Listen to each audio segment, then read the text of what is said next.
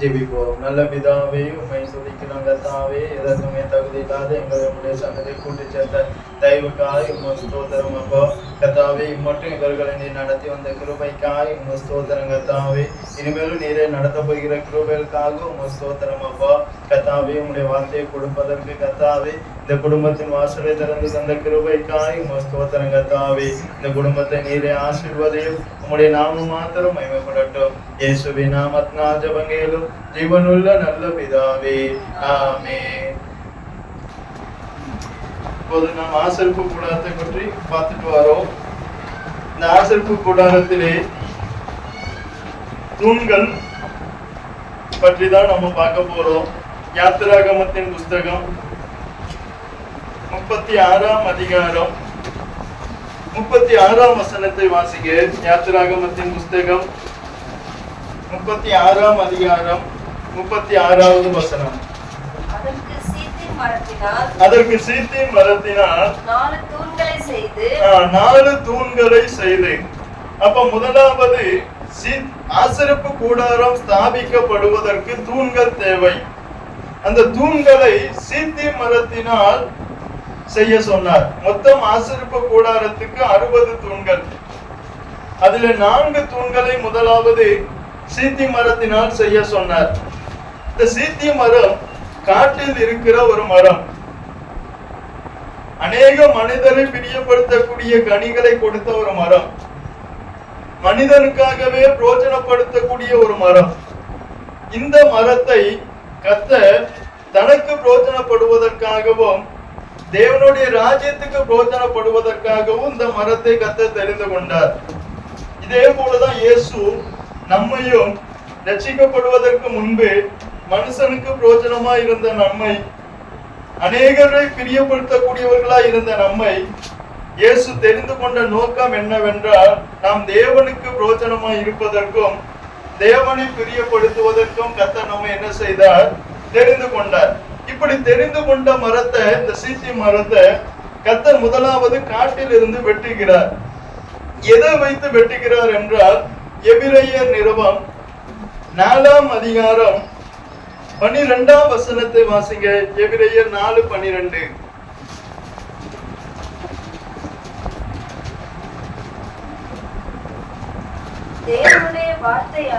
தேவனுடைய வார்த்தையானது ஜீவனும் வல்லமையும் உள்ளதாயும் இருபுறமும் கருக்குள்ள எந்த பட்டயத்திலும் கருக்கானதாயும் ஆத்துமாவையும் ஆவியையும் கணுக்களையும் ஊனையும் பிரிக்கத்தக்கதாக உருவ குத்துகிறதாயும் இருதயத்தின் நினைவுகளையும் யோசனைகளையும் வகையறுக்க. அப்ப இதுதான் மரத்தை வெட்டக்கூடிய ஆயுதம், தேவனுடைய வசனம். இதாலதான் நாம வெட்டப்படணும். மரத்தை வெட்டுவதற்கு நம்ம கோடரியோ அல்லது அருவாளோ உபயோகிப்போம். இது ஆவிக்குரிய மரமாகிய நம்மை வெட்டுவதற்கு இயேசு எதை உபயோகித்தார் என்றால், தேவனுடைய வார்த்தை. இந்த தேவனுடைய வார்த்தையை உபயோகித்து தான் 3000 பேரை கர்த்தர் என்ன செய்தார்? ரட்சித்தார். அப்ப இந்த கோடரியானது, வசனமானது நம்ம என்ன செய்ய வேண்டுமானால் வெட்ட வேண்டும். வசனத்தால நாம வெட்டப்பட வேண்டும். வசனம் நம்ம எந்த அளவுக்கு வெட்டுகிறதோ அந்த அளவுக்கு நம்ம தேவனுக்கு ஒரு உபயோகமான பாத்திரமா என்ன செய்ய முடியும்? மாற முடியும். அதனால்தான் நீங்க அநேக சபைகள்ல முந்தி பார்த்தீங்கன்னா வசனத்துக்கு தான் அதிகமா நேரம் இருக்கும். காரணம் என்னன்னா, வசனத்துக்கு எங்க ஸ்தானம் இருக்கோ அங்க தேவனுக்கு உகந்த பாத்திரம் இருக்கும். வசனத்துக்கு எங்க ஸ்தானம் இல்லையோ அங்க தேவனுக்கு உகந்த பாத்திரமும் வராது. ஏன்னா வசனம் தான் ஒருவனை தேவனுக்கு உகந்த பாத்திரமாய் மாற்றும். ஏன்னா வசனம் எங்கெல்லாம் போகுது? ஆவியையும் ஆத்மாவையும் கணுக்கையும் ஊனையும் அடி மனது வர போகுது. இருதயத்தின் நினைவுகளையும் யோசனைகளையும் வகையறுத்து அதையெல்லாம் கிளீன் செய்து. அப்ப அடி மனது வர போகக்கூடியதான் தேவனுடைய வசனம். இந்த வசனத்துக்கு நாம எந்த அளவுக்கு இடம் கொடுக்கிறோமோ அந்த அளவுக்கு தான் நம்மளால ஒரு நல்ல ஒரு பாத்திரமா என்ன செய்ய முடியும்? மாற முடியும். இப்ப இது தூணாக நிற்க வேண்டுமானால் இது வசனத்துக்கு இடம் கொடுக்க வேண்டும். ஏன் அந்த மரத்தை வெட்டும் போது இதுல என்ன இருக்கும்னு நான் அன்னைக்கு சொன்னேன், சில கிளைகள் சில முட்கள் இருக்கும். இந்த கிளைகளும் முட்களும் தேவையில்லாதவைகள். இந்த கிளைகளும் முட்களும் காட்டில் இருக்கும் போது தேவைப்பட்டது. ஆனா எப்பொழுது நம்ம தேவனுக்கு பிரயோஜனப்பட வேண்டும், தேவன் எப்பொழுது நம்மை தெரிந்து கொண்டாரோ அன்று முதல் இந்த கிளைகளும் முட்களும் நமக்கு தேவையில்லாதவைகள். இதை என்ன செய்ய வேண்டும், அகற்ற வேண்டும். இந்த கிளைகளும் முட்களும் எதை குறிக்கிறது என்றால் மொத்தம் 4 காரியங்களை இது குறிக்கிறது. 1 ஜென்ம ஸ்வாபத்தையும், 2 பாவ கிரியைகளையும், 3 கெட்ட நண்பர்களோடு உள்ள உறவுகளையும், 4 பாவ பழக்க வழக்கங்களையும் இது குறிக்கிறது. இவை எல்லாம் நாம அகற்ற வேண்டும். இது எதுவுமே இந்த 4மே நமக்கு தேவையில்லாதவை. தேவனுக்காக தூணாய் நிற்பதற்கு, தேவனுக்காக ஒரு பாத்திரமாய் மாறுவதற்கு இந்த கிளைகள் முட்கள் நமக்கு உதவாது. அதனால் இதை தேவன் அகற்ற சொன்னார். இந்த கிளைகளும் முட்களும் எதையெல்லாம் குறிக்கிறது? 1 ஜென்ம ஸ்வாபத்தையும், 2 பாவ கிரியைகளையும், 3 கெட்ட நண்பர்களோடு உள்ள உறவுகள், அதாவது துன்மார்க்கருடைய ஆலோசனையிலும் பாவிகளுடைய வழிகளிலும் பரியாசக்கார உட்காரும் இடத்திலும் நம்ம முந்தி அப்படி இருந்தோம். அங்க உட்கார்ந்து இருந்தோம், அதன்படி அந்த ஆலோசனைப்படி நடந்தோம். ஆனா இப்போது அதிலிருந்து வெட்டப்பட்டு எங்க வரணும்? தூணாக மாறணும். தூணாக மாறணுமானால் இந்த கிளைகளும் இந்த முட்களும் என்ன செய்ய வேண்டும்? அகற்றப்பட வேண்டும். அப்ப சத்தியத்தில் கிறிஸ்துவுக்காக நாம உறுதியாய் நிற்பதற்கு இது எல்லாமே என்னது? தடைகள். நீங்க வெளிப்படுத்தின விசேஷம்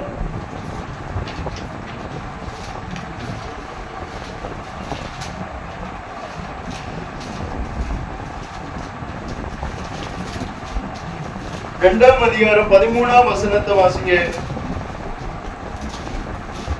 உன் கிரியைகளையும் சாத்தானுடைய சிங்காசனமாய் இருக்கிற இடத்தில் நீ குடியிருக்கிறதையும், நீ என் நாமத்தை பற்றி கொண்டிருக்கிறதையும், சாத்தான் குடிக்கொண்டிருக்கிற இடத்திலே உங்களுக்குள்ளே எனக்கு உண்மையுள்ள சாட்சியான அந்திப்பா என்பவன் கொல்லப்பட்ட நாட்களிலும் என்னை பற்றும் விசுவாசத்தை நீ மறுதலியாமல் இருந்ததையும் அறிந்திருக்கிறேன்.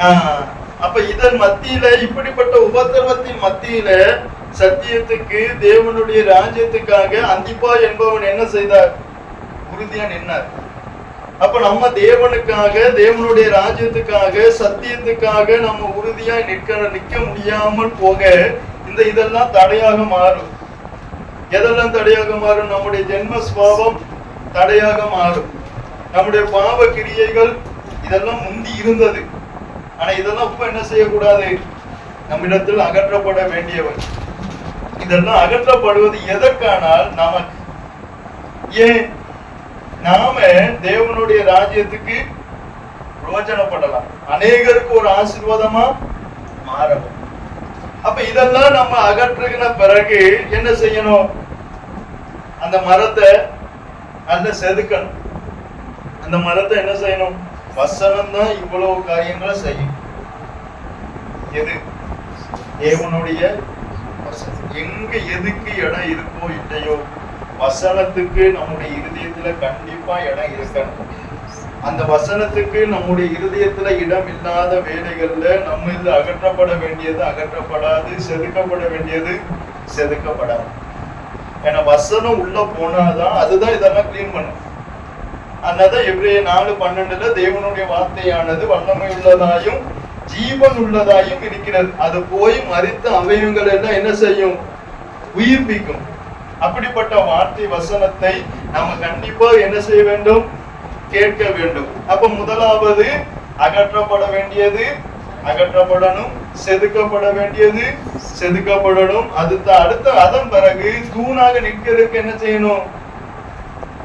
சில பாகத்தை அறுக்க வேண்டியது இருக்கும். நம்மகிட்ட சில விருப்பமானது, நமக்கு விருப்பமானது இருக்கும். இதெல்லாம் சிலது நம்ம என்ன செய்ய வேண்டியிருக்கும்? அறுக்க வேண்டியது இருக்கும். அண்ணாதான் பவுல் சொல்லுவார், என் மனதிலே தேவனுடைய பிரமாணத்துக்கு விரோதமாய் இன்னொரு பிரமாணம் என்ன செய்கிறது? என்ன செய்கிறது? அது என்னை பாவத்துக்கு என்ன செய்கிறது? சிறையாக்குகிறது. அப்ப அது அறுக்கப்பட வேண்டிய பாகத்தை நம்ம அறுத்தாதான் தூணாக என்ன செய்ய முடியும்? நிக்க முடியும். அறுக்கும் போதுதான் நமக்கு நம்மளால தேவ சித்தத்துக்கு ஒப்பு கொடுக்க முடியும். நம்ம அறுக்கப்படாம தேவ சித்தத்துக்கு ஒப்பு கொடுக்கவே முடியாது. நீங்க ஒரு மரத்தை அறுத்தாதான் அது எப்படி மாறும்? ஒரு தூணாக மாறணும்னா அந்த சேப்புக்கு அதை என்ன செய்யணும்? அறுக்கணும். இந்த இவ்வளவு பெருசுதான் இருக்கும் அப்படின்னா அது எப்படி? அதை என்ன செய்யக்கூடாது? இதெல்லாம் பரலோக ராஜ்யத்தின் சாயல். அந்த சாயலின் படிதான் மோசே செய்யணும். அதுதான் இது கொஞ்சம் பெருசா இருக்கட்டும், கொஞ்சம் நல்லா தாங்கும். இயேசு என்ன சொல்றாரோ அதன்படிதான் அந்த தூணை என்ன செய்யணும்? அதை செய்யும் போது நம்முடைய மூல அறிவை உபயோகப்படுத்தி செய்யவே கூடாது.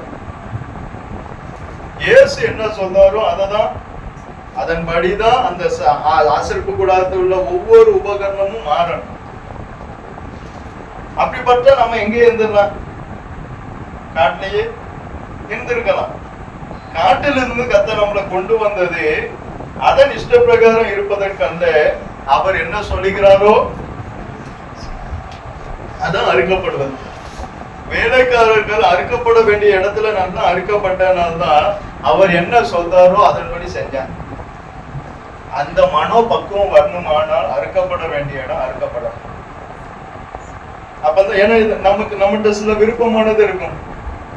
இதெல்லாம் என்னால என்ன செய்ய முடியாது, மாற்ற முடியாது, இதெல்லாம் நான் தான் என்ன செய்ய மாட்டேன், அதெல்லாம் அறுக்கப்படணும். எதுக்கு அறுக்கப்படணும்? இந்த உலகத்தை பார்த்தா அதெல்லாம் நம்மகிட்ட என்ன செய்யும். ஆனா பரலோகம் போகணும்னா அதெல்லாம் அறுக்கப்பட்டாதான் முடியும். இல்லைன்னா இப்படிதான் இருக்கும்னா அப்படியே இருந்தா ஒண்ணு பிரயோஜனமும் படவே முடியாது. யாருக்கு பிரயோஜனப்பட முடியாது? ஏசப்பாக்கு நம்ம பிரயோஜனப்படணும்னா இவ்வளவு தூரம் நம்ம ஒப்பு கொடுத்தாதான் முடியும். சத்தியத்துக்கு தூணா நிக்கணுமானால், தேவனுடைய ராஜ்யத்துக்கு தூணாய் நிக்கணுமானால் இவ்வளவு தூரம் ஒப்பு கொடுத்தாதான் முடியும். ராஜ போஜனம் யாரு வேண்டாம்னு சொல்லுவா? சிக்கன் மட்டன் வைக்காங்க, நீ வேண்டாம்னு சொல்லுவியா? எப்பண்டா அது கிடைக்கும்னு நம்மளும் உட்கார்ந்துருப்போம். ஆனா தானியல் முன்னாடி ராஜ போஜனம் வருது. எவ்வளவு ஆகாரம் இருக்கும், பிடித்தமானதுதான், ஆனா சாப்பிடக்கூடாது. அதான் தேவ சித்தத்துக்கு ஒப்பு கொடுக்கும். நமக்கு இது தேவைதான், ஆனா தேவ சித்தம் அது இல்லைன்னா நம்ம என்ன செய்ய முடியாது, ஒண்ணும் செய்ய முடியாது. தேவ சித்தம் இன்னைக்கு பைக்கு, எனக்கு பைக்கு தேவைன்னு வைங்க, அந்த பைக்கு தேவைன்னா தேவ சித்தம் இல்லைன்னா அது கிடைக்காது. அந்த பாத்தெல்லாம் அறுத்துடணும். இல்ல எனக்கு பைக் இன்னைக்கே நம்ம உட்கார்ந்துருவோம். இப்போ உள்ள பிள்ளைகள் என்ன செய்யுது, உட்கார்ந்து ஸ்கூல்ல டீச்சர் அடிச்சா கூட கண்ணீர் வராது. ஆனா பைக்கு ஒண்ணு, பைக்கோ சைக்கிளோ கேட்பதுக்கு எங்க இருந்தா கண்ணீர் வரும்னே தெரியாது. வெங்காயம் உரிச்சா கூட இவ்வளவு கண்ணீர் வராது. ஆனா நம்ம பிள்ளைகளுக்கு அவ்வளவு கண்ணீர் வந்துடும். அப்ப நமக்கு பிடித்தமான பாகங்கள் எல்லாம் அறுக்கப்படும். இனி நான் அல்ல, கிறிஸ்துவே எனக்குள். அதனால்தான் கலாத்தியர் 2ஆம் அதிகாரம் 9ஆம் வசனத்தை பாருங்க, வாசிங்க. கலாத்தியர் 2ஆம் அதிகாரம் 9ஆம் வசனத்தை வாசிங்க. எனக்கு அளிக்கப்பட்ட கிருபையை அறிந்தபோது தூண்களாக எண்ணப்பட்ட யாக்கோபும் கேபாவும் யோவானும் அப்ப இவங்கெல்லாம் எப்படி மாறினாங்க, எப்படி இருந்தாங்க? கர்த்தர் யாரையும் தூணாக மாற்ற முடியும், படிச்சிருந்தாதான் தூணாக மாற முடியும்னு இல்லை. இவங்க எல்லாம் கேபா, யோவான், யாக்கோபு, இந்த 3 பேரையும் கர்த்தர் தனியா பிரிச்சார். 11 பேர்ல 12 பேர்ல இந்த 3 பேரை கர்த்தர் என்ன செஞ்சார்? மொத்தம் 70 பேர். அந்த 70 பேர்ல இருந்து 12 பேரை எடுத்தார். அந்த 12 பேர்ல இருந்து இந்த 3 பேரை ஏன் எடுக்கார்? ஆனா இவங்களை மட்டும் நல்லா கிளீன் பண்ணிட்டே வருவார் பாருங்க. கர்த்தர் நம்மளை கிளீன் பண்ணுகிறார் என்றால் நம்மளை இன்னும் அதிகமா ரோஜனப்படுத்தணும்னு நினைக்கிறேன். கேவாவை கிளீன் பண்ணார், யோவானை கிளீன் பண்ணார், யாக்கோபையும் கிளீன் பண்ணார். இவங்க 3 பேரை மட்டும் தனியா கொண்டு போவார். சில மகிமையை காண, சில ரகசியங்களை கற்றுக் கொடுக்க. ஏன்? அதுக்கெல்லாம் நம்ம இடம் கொடுத்தாதான் நம்ம என்ன செய்ய முடியும்? யோசனைப்படுது. இப்ப இன்னைக்கு படிப்பு அறிவில்லாத அந்த பேதுருவை இன்னைக்கு நம்ம படிச்சுட்டு இருக்கோம். அப்துல் கலாமை பத்தி படிக்காம, ஆனா படிப்பறிவு இல்லாத பேதுருவை பைபிள்ல எழுதியிருக்கு. நம்ம யாரை பத்தி படிப்போம்? படிச்சு எதையாவது சாதிச்சவரை பத்தி. ஆட்டோபாம கண்டுபிடிச்சது யாரு? டீச்சர்கிட்ட போய் கேட்க வேண்டியதெல்லாம் என்கிட்ட கேட்டேன். ஆட்டோபாம கண்டுபிடிச்சது யாரு? பேதுரு தான் கண்டுபிடிச்சார். அவர் என்ன படிச்சார்? படிச்சாதான் கலெக்டர் ஆக முடியும். படிக்காமலும் என்ன ஆகலாம்? படிக்காமலும் இந்த உலகத்துல என்ன கிடைக்கும்? உயர்வு கிடைக்கும். ஆட்டோபாம கண்டுபிடிச்சது யாரு?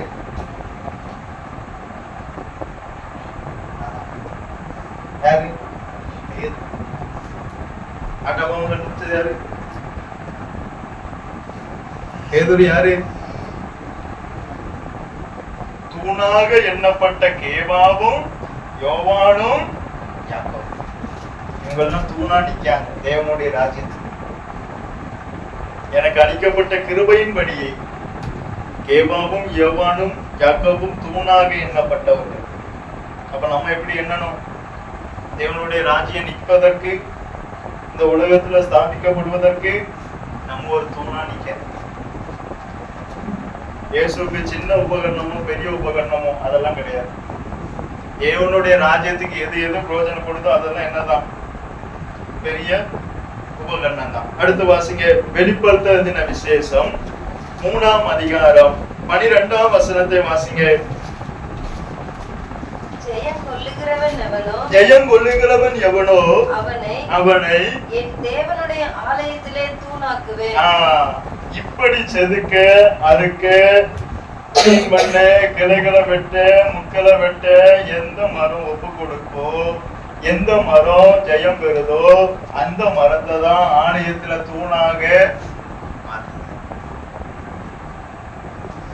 அப்ப நம்ம ஆலயத்துக்கு தூணாக மாறணுமானால் வசனத்துக்கு கண்டிப்பா இடம் கொடுக்கணும். வசனம் தான் நம்மளை முழுவதும் கரை திரை ஒன்றும் இல்லாமல் பரிசுத்தமும் பிழையற்றதுமான மகிமை உள்ள சபையாக நம்மை நிறுத்துவது வசனம் தான். அதனால்தான் ஆதியிலே வார்த்தை இருந்தது, அந்த வார்த்தை தேவனிடத்தில் இருந்தது, அந்த வார்த்தை அவர் தந்துட்டு போனதே அது. இதுதான் நம்மளை கிளீன் பண்ணும். முதலாவது கரையை எடுக்கும், இரண்டாவது சுருக்கு எடுக்கும். அயன் பண்ண கொடுப்போமா இல்லையா? என்ன சுருக்கு இருந்தாலும் சட்டையை போட்டுட்டு போயிட வேண்டியதானே. இதெல்லாம் அயன் பண்ண கொடுத்துட்டு நேரவா இருக்கு. ஆனா இயேசு கரையும் எடுக்க தரையும் எடுக்க. தரன்னா சுருக்கு நல்லா சூடா வச்சு தேப்பாரு. நமக்கு அதான் என்ன செய்யாது. ஒரு பாஷா தான் சொல்ல, கரையை வசனத்தால எடுப்பாராம், திரையை எதனால எடுப்பாரு? அயன் பண்ணுதான். எதை வச்சு அயன் பண்ணுவாரு? கையை வச்சு. என்ன உள்ள பையனும் அப்படிதான் சொல்றாங்க. எதை வச்சு அயன் பண்ணுவாரு? கையை வச்சு அயன் பண்ணுவாரு. எதை வச்சு அயன் பண்ணுவாரு? அயன் பாக்ஸை வச்சு. அயன் பாக்ஸ் எப்படி இருக்கும்? நம்ம வசனத்தாலையும் மாறணும். பரிசுத்த ஆவியானவரும் நம்மள ரெண்டு காரியமும் சுத்திகரிக்கும். ஒண்ணு வசனம், இன்னொன்னு நமக்குள்ள இருக்கிற பரிசுத்த. இந்த ரெண்டையும் மாத்தினாதான் கரை திரை ஒன்றும் இல்லாமல் பரிசுத்தமும். அதான் சபை. அவனதான் ஆலயத்துக்கு எப்படி மாத்துதார்? தூணாக மாத்துதார். இப்ப இந்த தூண் எங்க நிக்கணும் பாருங்க. யாத்திராகமம் 27ஆம் அதிகாரம் 18ஆம் வசனம். ஆலயத்துக்கு வந்த பிறகு தூணாக மாறின பிறகு இந்த தூண் எங்க நிக்கணும்? வாசிங்க, யாத்திராகமம் 27:18. பிரகாரத்தின் நீளம் 100 முழமும், இருபுறத்து அகலம் 50 முழமும், 50 முழமும், உயரம் 5 முழமுமாய் இருப்பதாக. அதன் தொங்கல்கள் திரித்த மெல்லிய பஞ்சு நூலினால் செய்யப்பட்டு அதன் தூண் தூண்களின் பாதங்கள் அது தூண்களுக்கு என்ன வேணும்? பாதத்துல வைக்கணும். அந்த பாதங்கள் எப்படி இருக்கணும்? அந்த தூண்களின் பாதங்கள் வெண்கலமாய் இருக்க வேண்டும். வெண்கலமாய் இருக்கணும். தூணாக மாறின பிறகு அத கர்த்தர் அப்படி என்ன செய்யல? விடல. எப்போ நம்ம தூணாக மாறின பிறகுதான் நம்ம கவனமா இருக்கணும். நீங்க எல்லாம் பாருங்க, ரட்சிக்கப்படுவதற்கு முன்பு எப்படி இருந்தாலும் கவலை, ஞானஸ்தானம் எடுப்பதற்கு முன்பு எப்படி இருந்தாலும் கவலை, அபிஷேகம் பெற்ற முன்பு எப்படி இருந்தாலும் கவலை இல்லை. ஆனா இதெல்லாம் பெற்ற பிறகுதான் கவனமா இருக்கு. அதுதான் இயேசுங்க செய்தார்.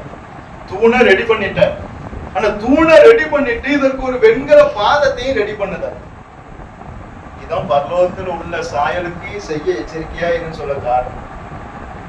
தூணை ரெடி பண்ணியாச்சு. இந்த தூணு நிக்கணும். தூணு நின்னாதான் ஆசரிப்பு கூடாரம் நிக்கும். அப்ப ஆசரிப்பு கூட நிற்பதுக்கு இந்த தூணை நிக்கணுமானா அடியில என்ன இருக்கணும்?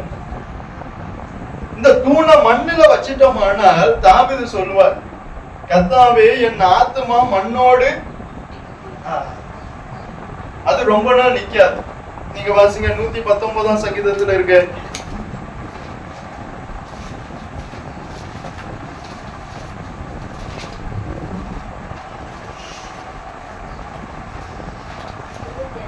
வாசிங்க. என் ஆத்துமா மண்ணோடு ஒட்டி கொண்டிருக்கிறது. என் ஆத்துமா மண்ணோடு ஒட்டி கொண்டிருக்கிறது. உமது வசனத்தின்படி என்னை உயிர்ப்பியும். இது உயிர் இல்லாம இருக்கு. உயிர் இருந்தாதான் இது தூணா நிக்க முடியும்.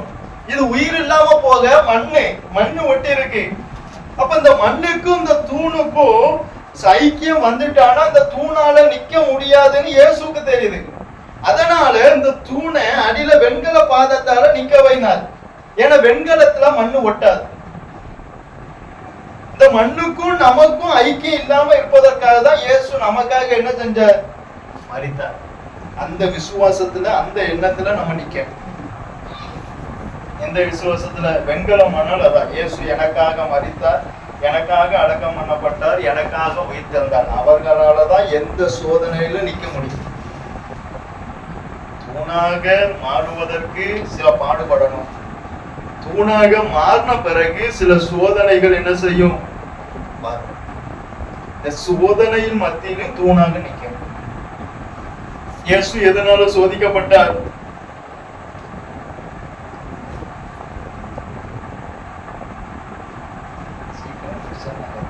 இயேசு எதனால் சோதிக்கப்பட்டார்? எனக்கு என்னது? இயேசு எதனால் சோதிக்கப்பட்டார்?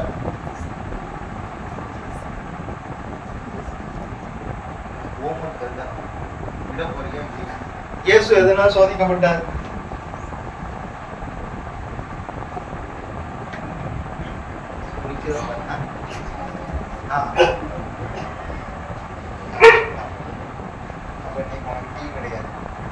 அப்ப இயேசு எதனால் சோதிக்கப்பட்டார்? சாத்தானால சோதிக்கப்படுது. சாத்தானால சோதிக்கப்பட்டு இந்த சோதனை எல்லாம் தாங்கி நிற்பதற்கு தான் இயேசு என்ன வச்சார் அடியில? வெண்கலம் எப்படி இருக்கும்? உறுதியா நிற்கும். எல்லாம் கிளீன் பண்ணியாச்சு, எல்லாம் சரிதானப்பா, இனிதான் அது உறுதியா நிக்குமே? நிக்காது. ஏன்னா பாடு வரும்போது அந்த தூண் அசைய ஆரம்பிச்சிடும். சோதனை வரும்போது தூண் அசைய ஆரம்பிச்சிடும். அதுக்காக தான் இயேசு எனக்காக மரித்தார், எனக்காக அடக்கம் பண்ணப்பட்டார். அதனாலதான் பவுல் சொல்வார், மரணமோ ஜீவனோ நாசமோசமோ பசியோ துன்பமோ எது வந்தாலும் கிறிஸ்துவின் அன்பை விட்டு என்னை அந்த அன்புல நிக்க. அதுதான் அஸ்திபாரம். அதுல நின்னா எதுவுமே நம்மள அத கர்த்தரை எனக்கு முன்பாக நிறுத்தி நான் நோக்கி கொண்டு இருப்பதுதான் நான் அதிகமாய் அசைக்கப்படுவதில்லை. நான் தாய். அப்ப அந்த வெண்கலம் தான் நமக்கு ஸ்ட்ராங். இயேசுதான் நமக்கு பலன். தாவீது சொல்றார், கர்த்தாவே நீரே என் அடைக்கலம், என் கோட்டை, என் தேவன், நான் நம்பி இருக்கிறவர் என்று சொல்லுவேன். அவர் பலனே இயேசுதான். நமக்கு பலனே யாருதான்? இயேசுதான். ஏன்னா சபைக்குள்ள தூணாக வந்த பிறகுதான் சொந்த பந்தங்களால சோதனை வரும், உலகத்தால சோதனை வரும், பிசாசால சோதனை வரும். நீங்க எப்போ நல்ல கர்த்தருக்கா தீர்மானம் பண்ணி நிக்கும் போதும் உங்களுக்கு சோதனையா வரும். யார் மூலமும் வரும்? சொந்த பந்தங்களாலையும் வரும். ஏன்னா இந்த தூணை என்ன செய்யணும்? அசைக்கணும். இந்த அந்த தூணு நின்னா தேவனுடைய ராஜ்யம் நிக்கும். அதனால இந்த தூணை அசைச்சாதான் தேவனுடைய ராஜ்யம் இப்ப அநேகர் உபத்திரவத்துல பாடுகள்ல நிக்காம போயிருந்தாங்க. அதனால தேவனுடைய ராஜ்யத்தை என்ன செய்ய முடியாது, நிக்க முடியல, ஸ்தாபிக்க முடியல. தேவனுடைய ராஜ்யம் ஸ்தாபிக்கப்படணுமானா நம்ம தூணா. நீங்க பீகார்ல அகஸ்டின் ஜெபகுமார் உங்களுக்கு தெரிஞ்சிருக்கும். அவரை ஒரு கிராமத்துக்கு ஒருத்தர் வந்து யாரோ அவரை கூட்டுவான்னு அனுப்பிவிட்டான். அவர் வந்தார். இந்த கோட்டை தாண்ட கூடாதுன்னு கோடை போட்டு போயிட்டான். அவர் கோட்டை தாண்டி நின்று அவனை கூப்பிட்டாரு. அவரும் வந்தான். என்ன நீ கொன்னா, இதே போல 1000 அகஸ்டின் ஜெபகுமார் என்ன செய்வான், எழும்புவான். நீ என்ன கொல்ல போறியா, இப்படி விட போறியான்னு கேட்டிருக்காரு. எது நல்லது? அவன் கூப்பிட்டது எதுக்குதான், கொல்லதுக்குதான். அப்ப எது நல்லது? கொன்னா இதே மாதிரி 1000 தூண். அப்ப அவன் என்ன செஞ்சிட்டான்? அப்ப அவர் தூணாக நின்றதுனால அந்த கிராமம் அப்ப என்ன செய்யுது, ரட்சிக்கப்படுது. அங்க தேவனுடைய ராஜ்யம். அப்ப உபத்திரவத்துல சோதனையில நம்ம எப்படி நிக்கணும்? நம்ம எல்லாம் உண்மையை சொல்லணும். அதுவா எடுத்துட்டோம்னா ஒருத்தன் காலு முள்ளு குத்தி இருந்தாலும், காலே நடக்க முடியலனாலும் எங்க பாஸ்டர் திரும்பி பாப்பாரு, பின்னாடி ஒருத்தரும் கேட்க மாட்டான். நான் என்ன நினைப்பேன், நான் இவங்க நிக்காங்கிற தைரியத்துல நானும் எப்படி நிப்பேன். திரும்பி பார்த்தா சின்னவன்ல இருந்து பெரியோர் வரைக்கும் ஒருத்தரையும் காணும். அப்ப அந்த அளவுக்கு நமக்கு சோதனை வரும். தூணாக நிற்பதற்கு முன்பே சுத்திகரிப்பு. தூணாக நின்ற பிறகு என்னது, பாடு, சோதனை, உபத்திரவம் இதெல்லாம் வரும். இத மத்தியில நம்ம நின்னுட்டோம்னா நமக்கு என்ன வரும்?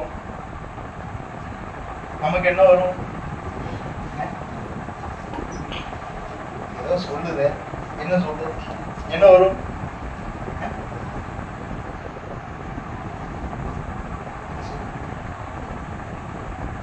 இதெல்லாம் வந்த பிறகு நமக்குள்ள என்ன வரும்? நான் இத மத்தியில எல்லாம் நின்னுட்டேன் அப்படிங்க வரும்போது என்ன வரும்? ஒரு பெருமை வரும். அருமா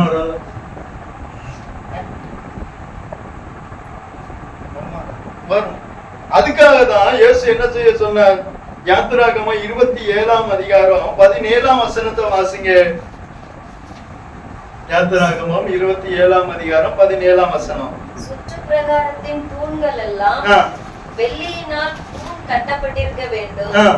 அவைகளின் கொக்கிகள் வெள்ளியினாலும் அவைகளின் பாதங்கள் வெண்கலத்தினாலும். அப்ப கீழே வெண்கலம், மேல என்னது, வெள்ளி. நிற்கிறவன் நிற்கிறேன் என்று சொல்லுகிறவன் தேவன் நானே நிற்கிறேன் என்று சொல்லாதபடிக்கு அவனுக்கு மேல ஒரு வெள்ளிய வச்சுட்டார். எப்ப நீ நிற்கிறது மீட்புலதான் நிக்க, நம்முடைய சுய பலத்திலேயோ நம்முடைய மாம்ச பலத்திலேயோ. அதனாலதான் தூணுக்கு மேல வெள்ளியினால தூண் கட்டிட்ட. அதனாலதான் கலாத்தியர் 6ஆம் அதிகாரம் 14ஆம் வசனத்தை வாசிங்க. பவுல் என்ன சொல்றாரு பாருங்க. கலாத்தியர் 6ஆம் அதிகாரம் 14வது வசனம். நானோ நம்முடைய கர்த்தராகிய இயேசு கிறிஸ்துவின் சிலுவையை குறித்தே அல்லாமல் வேறொன்றையும் குறித்து மேன்மை பாராட்டாதிருப்பேனாக. இந்த மேன்மை பாராட்டம் நமக்குள்ள வந்துடக்கூடாது. இந்த தூணுக்குள்ள பெருமை வந்துட்டுனாலும் இந்த தூணால நிக்க முடியாது. அதனாலதான் ஏன்னா இந்த பெருமை உள்ளவருக்கு கத்தர், ஏன்னா கத்தருக்கே ஆப்போசிட். அதனால இந்த தூண் என்ன செய்யாது, நிக்காது. கோதுமைக்கு முன் பதர் ஏமாது. அதனாலதான் இதுக்குள்ள பெருமை வந்துடக்கூடாது என்பதற்காக வெள்ளியினால பூண் கட்டிட்டார். வெள்ளி என்பது மீட்பு. நம்ம நிற்கிறது இயேசு நமக்காக மரித்ததுனால நிற்கும். நம்ம விழாம இருப்பதும் இயேசு நம்மளை மீட்டதுனால விழாம. அப்ப நம்மகிட்ட மேன்மை பாராட்ட நமக்குன்னு என்ன இல்லை. அதான் இயேசு என்னை அல்லாமல் உங்களால்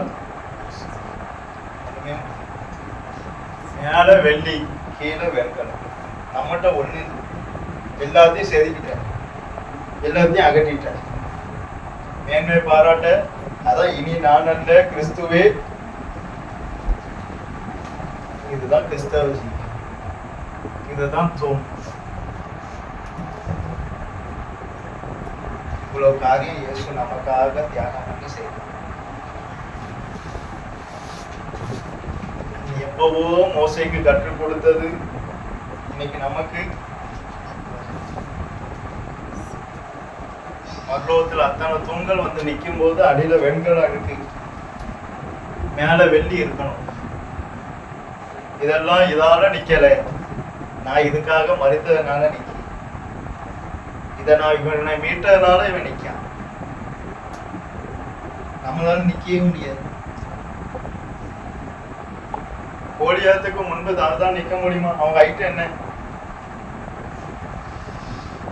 ஆள் ரொம்ப குள்ளை. கோலியாத்து 7 அடி. நம்ம நிக்க முடியுமா? அப்ப நாடு பாதத்துக்கு தான் இருக்கும். ஆனா என்ன காரணம்? என்ன? இயேசு நமக்காக மரித்தார். அதான் பிசாசுக்கு எதிர்த்து நிற்கக்கூடிய பலனியை யாரு தந்தார்? இயேசுதான். நம்மளால ஒண்ணுமே இல்லை. அதான் நான் அன்னைக்கு சொன்ன ஒரு ஊழியக்காரர் ஜப அறையிலிருந்து வெளியே வந்தாலே பிசாசுகள் எல்லாம் ஓடும். ஒரு நாள் தன்னுடைய சுய பலத்துல ஜெபம் பண்ணாம வெளியே வந்துட்டார். ஒண்ணும் ஓட, திரும்ப உள்ள போனார். அப்பதான் கர்த்தர் சொன்னார், இது வரைக்கும் நீ போனது யாரால? இப்ப நீ போறது சுயத்தை நம்பி. எப்போ நம்ம சுயத்தை நம்ம நம்பிட்டோமோ அப்போ நம்ம கூட இயேசு துணையா நிச்சயம். என்னை அல்லாமல் உம்மால் ஒன்றும் செய்யக்கூடாது கர்த்தாவே என்று அந்த மனோபக்குவத்துல எப்போ வந்துட்டோமோ அப்போ கர்த்தர் நம்ம கூட எப்போதுமே சிறைச்சாலையில இருந்தாலும் கர்த்தர் நம்ம கூட இருப்பார். ஏன்னா அவரை அல்லாமல் நம்மால் அந்த மீட்பு தான் நம்மளை தாக்குது. மட்டும் நம்மளை நிறுத்தினதே எது? நம்மளால நிக்கவே முடியாது. சத்தியத்துல, சோதனையில, பாடுகள்ல, உபத்திரவத்துல, துன்பத்துல, துயரத்துல நிக்கவும் நான் காரணம் யாரு? மேல வெள்ளி இருக்கு, அந்த பொக்கி இருக்கு. அதனால நாம மேன்மை பாராட்ட நம்மகிட்ட ஒண்ணுமே இருந்ததெல்லாம் அகற்றிட்டார், செதுக்கிட்டார், தூணாக நிறுத்தினார். அதன் பிறகாவது மேன்மை பாட்டெல்லாம் பார்த்தா அப்பவும் என் அடியில வெண்கலம், மேல சுத்திலும் பொண்ணு கிருபை. நம்மகிட்ட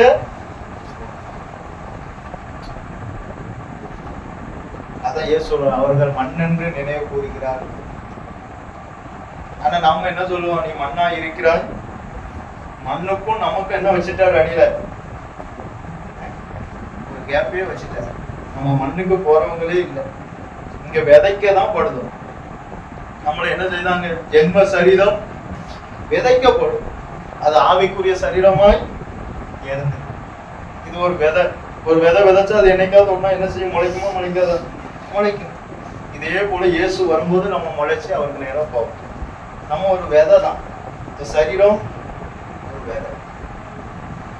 நாகம் மட்டும் சொல்லணும்னா நம்மகிட்ட ஒண்ணுமே தண்ணீரை போல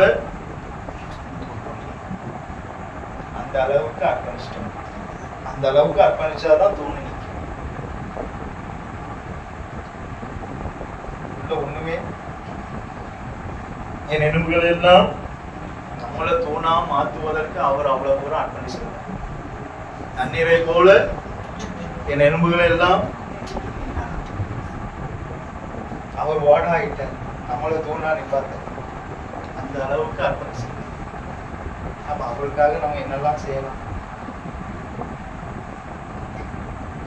அவருக்காக எதையும் செய்யலாம். அந்த எண்ணம் இருந்தா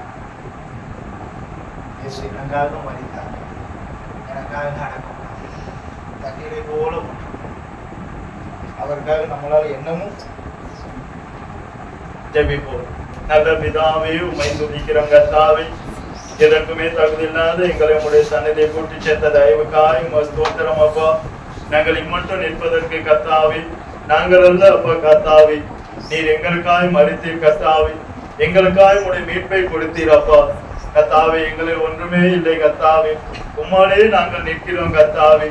அந்த தாவீது சொன்னது போல எங்களுக்கு வருகிற எல்லா சோதனையிலும் உம்மாலே ஒரு சேனைக்குள் பாய்ந்து போவேன், உம்மாலே ஒரு மதிலை தாண்டுவேன் என்று சொன்னாரே அப்பா கர்த்தாவே. உம்மை அல்லாமல் எங்களால் ஒன்றும் செய்ய இயலாது கர்த்தாவே. இயேசுவே, எங்களை சத்தியத்துக்கு தூணாய் மாற்றி கர்த்தாவே, உம்முடைய தேவனுடைய ராஜ்யம் கர்த்தாவே இன்னும் அநேக கிராமங்கள் ஸ்தாபிக்கப்பட இன்னும் அதிகமாய் நாங்கள் தூணாய் நிற்க எங்களுக்கு கிருபை தாரும் கர்த்தாவே. வந்த ஒவ்வொருவரை நீர் ஆசீர்வதியும், உம்முடைய நாம மாத்திரம் மகிமைப்படட்டும். இயேசுவின் நாமத்தினால் ஜெபங்கேளும் ஜீவனுள்ள நல்ல பிதாவே, ஆமென். என் ஆத்துமாவே கர்த்தரை ஸ்தோத்திரி, என் முழு உள்ளமே பரிசுத்த நாமத்தை ஸ்தோத்திரி. என் ஆத்துமாவே கர்த்தரை ஸ்தோத்திரி, கர்த்தர் செய்த சகல உபகாரங்களை மறவாதே. ஆமென்.